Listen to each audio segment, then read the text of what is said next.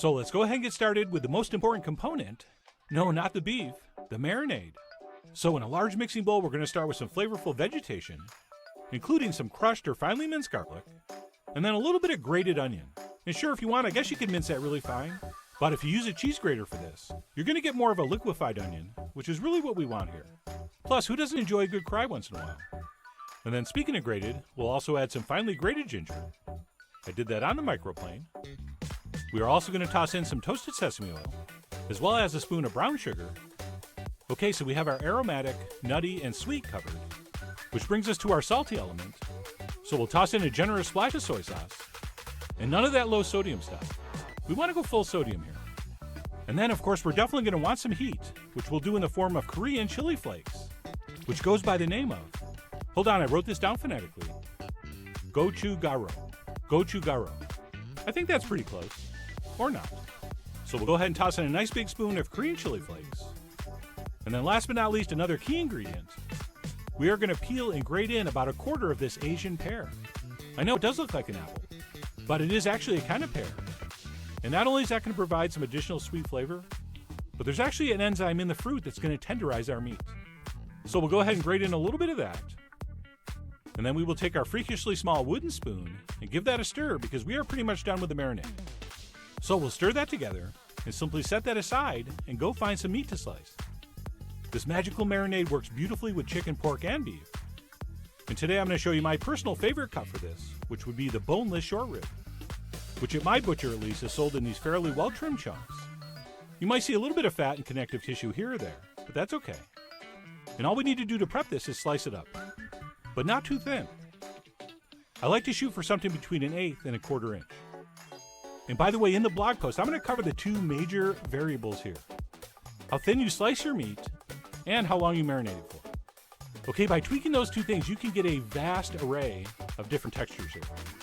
But like I said, I'm going to go for something about 3/8 of an inch thick, since that's my personal preference. And as usual, we're going to slice across the grain if possible. Although, as you may be able to see, I think I did one piece with the grain, but that really didn't seem to cause any major problems. But generally, as a rule, we do want to slice across the grain. And then once that meat is sliced up, we'll go ahead and transfer it into our marinade and stir it together, which you could do with your tongs or a spatula, but I really enjoy using my fingers. This feels surprisingly good, and I'm not at all embarrassed to admit that. It is strangely satisfying.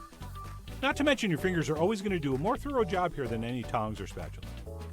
So we'll go ahead and give that a mix, at which point we want to cover this and pop it in the fridge to marinate it. And how long is going to be up to you. The accepted range would be from 1 hour to overnight, but I never let mine go that long. I'm a 1 or 2 hour guy. And again, I'm going to go into that on the blog, but my preference is to wrap that up and pop it in the fridge for about 1 hour or 2, at which point we're going to pull it out and prep it for the pan. And all that means is we're going to unwrap it and season it up with a little bit of salt. Some people will just add more soy in the beginning, but it's already a very wet marinade, so I do go with a little bit of salt at this point. And then to finish this up, we'll also add a little drizzle of vegetable oil, and we'll give that a quick toss with our tongs. And why not fingers this time? It's a good question. I got kind of tired of washing my hands. And once that's mixed up, we are ready to cook. And for me, the best choice is a smoking hot cast iron skillet that I'll brush with a little bit of oil, and we'll go ahead and transfer in our Bulgogi beef into hopefully a single layer. If you're using more than a pound or so of beef, you want to do this in batches. And then what we'll do is cook this for about 2 or 3 minutes per side on the highest heat setting possible.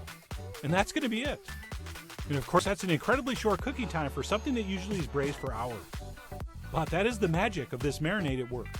We're going to get something tender and delicious in like 5 minutes. So just one of the many reasons I love this recipe. And of course, because this is such a wet marinade, you're probably not going to get a super awesome sear on this. But that's fine. You'll see when we plate up, it's going to be gorgeous. And having said that, you will get some caramelization around the edges.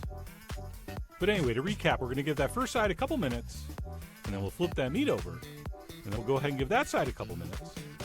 And I always know I'm getting close when the moisture in the pan kind of evaporates, and it starts to smoke again. And yes, a well-ventilated kitchen with a fan is highly recommended. In fact, at the Korean restaurants where you do this tableside, they have a fan right over the table. But anyway, we're going to cook that for about 5 minutes total, at which point we can turn off our heat and pull that out of the pan, and we'll serve that up immediately on some steamed rice, which is being featured in my traditional Korean style plate, which by the way is also my Japanese style plate, Chinese style plate, Vietnamese style plate, and I believe also Indian style plate. So as you longtime viewers know, that plate gets around. But anyway, I'm going to pile up a nice generous portion of our beef. And then I'm going to finish up with some sliced green onions, as well as an extra touch of our Korean chili flakes, or as I attempted to pronounce earlier, gochugaru. And then if you want, you could also top with some sesame seeds, but I was out. But of course, that's up to you. You are the young MC of your Bulgogi.